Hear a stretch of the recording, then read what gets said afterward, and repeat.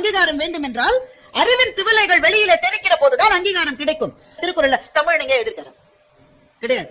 இன்னும் சொல்ல போனால் திருவள்ளுவர் என்று நாம் வணங்குகிற அவருடைய பெயரே வள்ளுவரா என்பது உறுதி செய்யப்படவே இல்லை. ஒரு எங்க பேரு போட்டிருக்காரா? ஒரு சிற்பி எங்காவது தன்னுடைய சிற்பத்தில் பெயரை போட்டுக் கொள்வானா? நண்பர்களே, அது அவர்களுடைய தர்மம், அது அவர்களுடைய தன்னரம். ஒரு சிற்பி கூட பேரை போட்டுக்க மாட்டான். நாம தான் ஒரு லைட் வாங்கி கொடுத்து அதுல முக்காவாசி நம்ம பேரை எழுதிப்போம். இருக்கிற 64 சிற்பங்களை செதுக்கி இருக்கிற சிற்பி யாருங்க? சிற்பி யாருக்கா தெரியுமா? இங்க உங்களுடைய தானுமாலயன் ஆலயம் இருக்கிறது, எவ்வளவு சிற்பங்கள் இது. சிற்பி பேர் என்ன தெரியாதுங்க, தெரியக்கூடாது. அதுதான் அவர்களுடைய அறம்.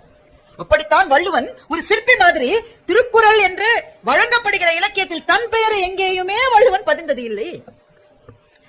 அந்த குறள் என்பதனாலே, ஒருவேளை அவர் சார்ந்த சமூகத்தினுடைய பெயர் என்பதனாலே வள்ளுவன் என்ற பெயர் மரியாதைக்காக திரு அதிலே சேர்ந்து திருவள்ளுவர் என்று நாம் ஒரு ரெஃபரன்ஸுக்கு சொல்றோமே தவிர அவர் பெயர் அதுதான் என்பதற்கு ஒரு விதமான சான்றையும்